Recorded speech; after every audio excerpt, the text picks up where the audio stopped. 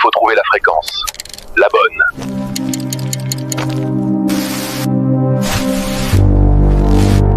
Welcome citizens to the new dawn. On est en direct. L'information, c'est la survie. Bula Shikajabi à Kouli Salamatumpoku. Voici le journal de Dago News TV. N'oublie pas de mettre un j'aime et de s'abonner. Merci. Bonatsar Shikajabi. Akour lahal, akour ranandria, akour lie, akour sa, miarahaba tompo. Andao isika mba hiresaka kely ny momba ireto tokon'olona tsy atopoko ireto. Nirongatra tokoa izy tato ato, ary indrindra hatrizay nijoroan'ity fitondrana fanafozana ity, dia tena lasa libre nalalaka loatra ny fivoizana azy, ary matetika vao manokatra Facebook ianao na mba misera zotra sosialy, dia ireo tanora vao avy vaky feo no mivoy ity resaka adipoko sy federalista ity ao. Asa na fitadiavana buzz na finiavana andrankitra sy amelona ady efitra mivoana tsy araka ny toetsaina malagasy no tian'izy ireo aseho. Misy koa anefa ireo olona efa lehibe no eritreretina fa efa matotra ary nahita fiainana maro na teto atoerana na tany ivelany, ary miaina ny firalahiana naseho ny mpiray tanindrazana ho ny malagasy ny ray ina sy niara-nanondra nanongana ny jadona teto Madagasikara. Tsy misy teny an-dalambe teny, ny teny hoe côté ianao na côté izatsy, nandritra ireny fetsiketsehana ireny, fa samy malagasy ary malagasy iray ihany, tanjona iray no notratsarana. Ary atao ahoana moa ny eritreretana hoe nandritra ny tolona dia mifampijery aloha hoe merina ito akaiky ito, misakisany ireo ianao fa zahay côté. Tsy misy zany, fa malagasy ray ihany ny teny, ary dia ny tolona tokoa tamin'ny fo malagasy ny ray ina. Nisy ho iaho olona mipetraka tany ivelany tany, ny sasany ray aman-dreny be zao, misy koa anefa ireo tanora izay mipetraka any avelany ihany mivoy ny fifankalana ara-piaviana ankehitriny. Misy izany any La Frantsa, misy izany ao amin'ny nosy Maurice ao, kanefa dia olona mba avaram-pianarana ihany izy ireo. Ny sasany indray miaramila efa nisotro ronono no heverina fa afaka noro ny tanora ty afara, ny tsara iainana sy ny fandrika mety elana amin'ny resaka adipoko, ary mba isiany firaisankina eto amin'ity nosy malala itsika ity. Nilaza mihitsy aza moa ny iray tamin'izy ireo, ary niriare mihitsy fa saika hita ny akamaroan'ny firenena rehetra fon'izy miaramila perinasa, dia tsy afaka nakalesina tamin'izany ve izy, indrindra ny firalahiana sy ny fifanampiana tao anatin'ny kompania militera misy azy, na dia samy hafa fiaviana aza zareo no tao satria miaramila legionnaire taloha moa ity olona asiana teny ity. Raha ny miaramila legionnaire frantsay dia hita ao daholo rehefa karazan'olona sy karazam-piaviana rehetrarehetra, ary ny ray ina ny fandray tony pirahalahy. Ho maika fa isika samy malagasy eto, marina fa samy manana ny fiaviany isika na samy eto Madagasikara, fa kosa malagasy iray ihany. Ankehitriny dia nivohy ny resaka adipoko ny ankabeazan'ireto tanora vao vaky feo ireto ao amin'ny zotra sosialy ao. Mampalahelo, marina fa maro no mitaky ny fanapariana ny fahefana mivangongo eto Antananarivo, ka mitaky ny fitondrana federalista na faritany mizaka tena. Tsy lavina ary mety tokoa hiadikevitra izany, fa kosa ilay filazana hoe tandroy, merina, bezanozano, ataisaka sy ny sisa marobe tsy voatanisa, filazana ny foko hafa noho ny fitakiana izany faritany mizaka tena na federalista izany, ny fanononana ireo foko no tsy mety. Iverenako ny tolona niseho farany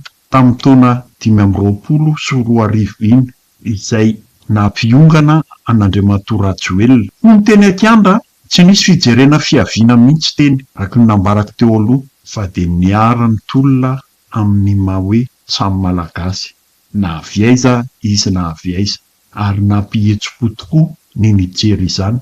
Rehefa nirodana nefa ilay fitondrana volana vitsivitsy aty aoriana, nirongatra ny fanavahana foko sy ny fiaviana.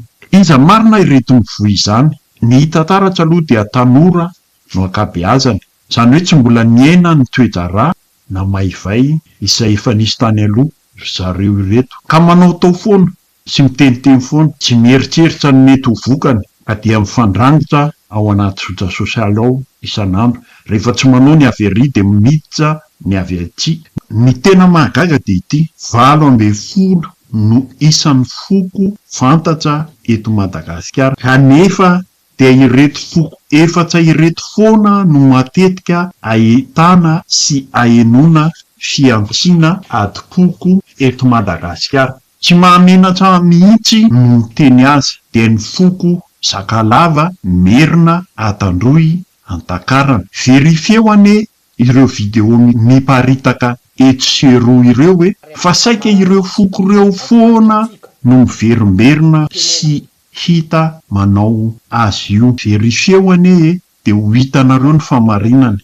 Lasa maninona loatra no mahatonga ireo foko ireo manao izany. 20 iaho mifoka eto Madagasikara, saingy akoatr'ireo efatra anambaraka ireo dia tsy mba hitanao disadisa toy izany ireo foko sasany. Ohatra hoe ny Bezanizano sy ny Zafisoro, ny Bara sy ny Tsimiety, ny Merina sy ny Betsileo aza tsy hitanao hoe miady na mifandrangotra. Tsy mba hitanao izany ireo foko hafa ambarako hatrany fa manohana ilay fitakiana faritany mizaka tena izay eto amin'ny Dago News TV. Raha toa izay no ampandroso ny faritra tsirairay eto Madagasikara. Fa kosa ilay fandranitana adi-poko dia tena toerinay amin'ny herinay rehetra, na avy amin'ny foko iza na avy amin'ny foko iza no hiaviany izany. Antananarivo no renivohitsy Madagasikara, ka haty izay nazahoantsika ny fahaleovantena dia efa tao no niainga ny fanapahan-kevitra rehetra avy amin'ny fitondrana. Tao ihany koa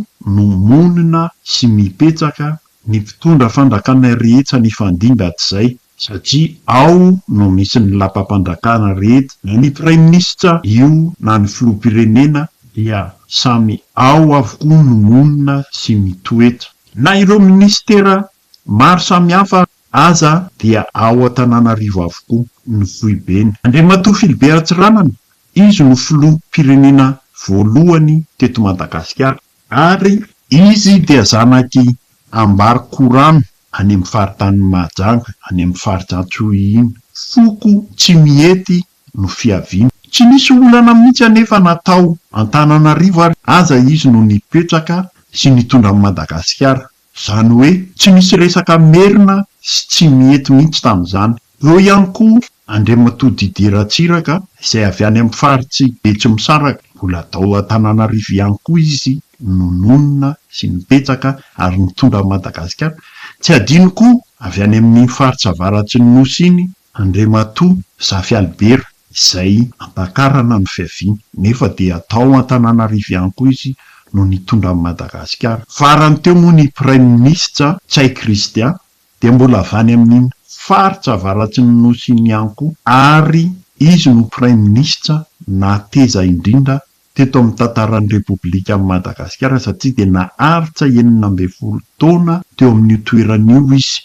Ka raha ohatra nisy ny zavatra tiany tany amin'ny faritra avaratra no takiana, ohatra dia Andriamatoa Tsay Christian izay avy any amin'iny faritra iny no tokony mitaky izany voalohany tamin'ny filoham-pirenena Andry Rajoelina na Andriamatoa Rajaonarimampianina, satria dia izy no praiminisitra ireo filoham-pirenena anankiroa nifanesy ireo. Koa satria fantany fa tsy mahasoan'ny Madagasikara izany fizarazarana izany, dia izay no nahatonga azy angamba raha ny eritreritro tsy nirona tamin'izany. Zany hoe tsy misy resaka merina sy takarana na tsy miety mihitsy tamin'izany. Renivohitsy Madagasikara Antananarivo fa tsy renivohitsy merina, fa kosa ao Antananarivo no fiavian'ny foko merina. Noho izany dia maro ny olona manafangaro izany. Ny fitondram-pandrakana eto Madagasikara dia tsy amin'ny merina, fa eo anivon'ny merina kosa no misy ireo lapam-pandrakana maro sy ministera maro. Ka io tsy fifazahoan-kevitra io no miteraka ny disadisa matetika. Efa niainandry zareo tahatsiroan-dahy io resaka adi-poko io, ka niaina tanaty ady nandritra amin'ny taona 2 na 3 taona teo ry zareo na mela olatra sy takaitra hatramin'izao ho an'ireo vahoaka roa andeha mihitsy izany ady an-trano izany no resaka foko io ihany. Dia moa ve isika amin'izao taona 2024 izao dia iaina izany koa eto Madagasikara. Fony Zanahary Nosy ity tanindrazantsika ity hoy ny filoratsiraka. Ny mampalahelo koa dia ny mpitondra ankehitriny toa tsy miraika ary tsy handrenesam-peo mihitsy ny momba ity fifandrangitany samy malagasy ity. Za kosa ve mety aminy izao ka ho sarina ireo zavatra tsy mety sy tsy manjarinjary sy mantsimantsy ataondry zareo ao ambony ao no dia manaiky izao fiantsiana eo amin'ny samy malagasy izao ry zareo ao andapa ao. Tsarovy anefa fa ny malagasy iray ihany na foko avaiza na faritra viaiza ny fiaviany. Samy velinaina isika mianakavy ahita ny toyany ary malagasy endry ny malagasy sady malagasy mandinika. Veloma vetivety. Miarabantsika iaby raha ilainareo fanampirapiasia eroto. Ino moa ny antony mahatonga ny aly? Matoa misy ny aly zany hoe le parti oly nandaminy ankilany, misy tsy fitovian-kevitsy, misy tsy fifankatiava, misy ataontsika hoe ny raiky mizingizy amin'ny hevitsy dia ny raiky mitanjaka koa ny position. Zay laha atao amin'ny fomba tsotsotra, hazava amin'ny fomba tsotsotra iny atao hoe aly. Manahaka an'izay tafiditra anatin'izay fanazava zay ny atao hoe adim-poko. Matoa misy ny adim-poko, zany hoe misy foko raiky tsy faly amin'ny raha atao foko raiky, mety tsy nahazo falajahy, mety nikitsakitrahy, mety nandesy amin'ny tsy mahamety aza, dia zay mahavy ny atao hoe adim-poko. Ka hatreto aloha, hatreto mbo tsy nisy tamin'ny toy Madagasikara nositsika toy ny état fédéral, mbo tsy nisy. Donc zany amin'le rehesatsika an'izao tsy misy olombelo afaky mivola mazava soa afaky mamaky hoe ny état fédéral dia hitondra adim-poko, mbo tsy nisy zany. Fa misy moyen raika afahantsika miverifia azy hoe henteotsika eran'izao tontolo zao moa ve misy firenena raiky zay mampiasa an'le système fédéral no midira ny adim-poko. Tsy ho valiako zay anjavona aloha mandinika azy. Ny tiako apetraky etoa dia apetratsika ny tena fanontania tokony hapetraky. Fa zao kosa aloha raha misy, zao raha misy amintsika etoa. Tamintsika etoa nanomboka tamin'ny 1973 dia nisy ny état unitaire. Io état unitaire io iaratsika malala fa depuis 65 ans henany zao. Io état unitaire io nanday frustration maro, nanday alahelo, nanday ranomaso, nanday tsy fifanaraha amin'ny faritsy sy ny fanjakana foibe. Rezay nefa critère afaky tokony hitariky ny ataontsika hoe adim-poko, nefa tsy nisy zay hatramin'izao. Nateo aza ny fijalia, nateo aza ny fanilikilia, nateo aza ny fanambanibania antsika baka amin'ny faritsy, amin'ny olo baka amin'ny faritsy. Tsy nisy zay adim-poko zay.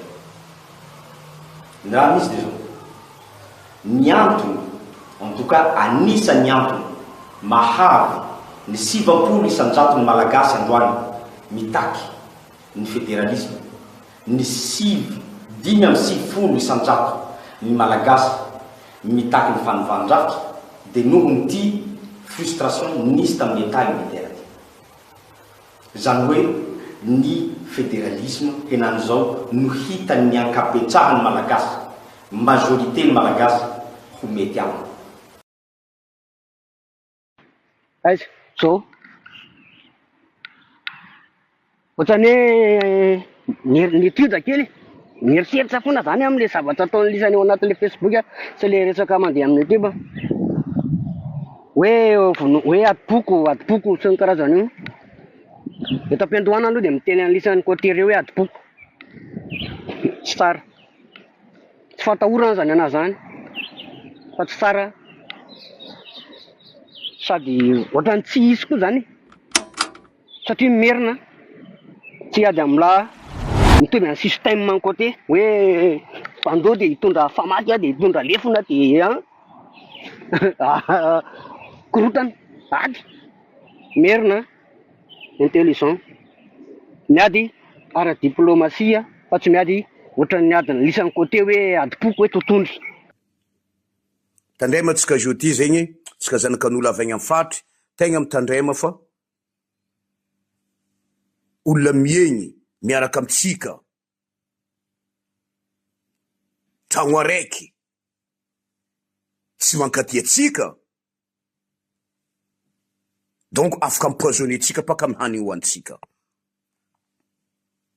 Mitandrema nareo ry avako aby agny amin'ny sisintany ko mandoky mba iseye zegny lakozininareo ambesa hanignareo masaka ndesinareo midika amin'ny salonnareo anareo mihina ary efa maso hanigninareo vita io nareo vo mihinagna fa za mahay toetry ny Tananarivo amin'ny tanàna io misy toetry sataniky reo zio capable mijotso amin'ny tantsika maro boka vagireo fa tafidrika amin'ny tanànan'ny Diego io magneran-tsaina jiaby reo capable midika agnatin'ny lakozininareo magnamia poison parce que poison io amindreo tsy dikany